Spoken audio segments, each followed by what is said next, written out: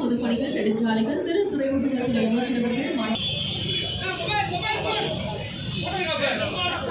பாலங்கள் என்றாலே முத்தமிழறிஞர் கலைஞரின் முகம்தான் நம் நினைவிற்கு வரும். இதோ கலைஞர் அளித்த ராஜீவ் காந்தி சாலையில் அவர் கட்டி எழுப்பிய டைடல் பூங்கா சந்திப்பில் நெடுஞ்சாலைத்துறை தமிழ்நாடு சாலை மேம்பாட்டு நிறுவனம் மூலம் டைடல் பார்க் சந்திப்பில் 27 கோடியே 50 லட்சம் ரூபாய் மதிப்பீட்டில் யூ வடிவ மேம்பாலத்தினையும் பாதசாரிகள் சாலையினை எளிதாக கடக்க 11 கோடியே 30 லட்சம் ரூபாய் மதிப்பீட்டில் நடை மேம்பாலத்தையும்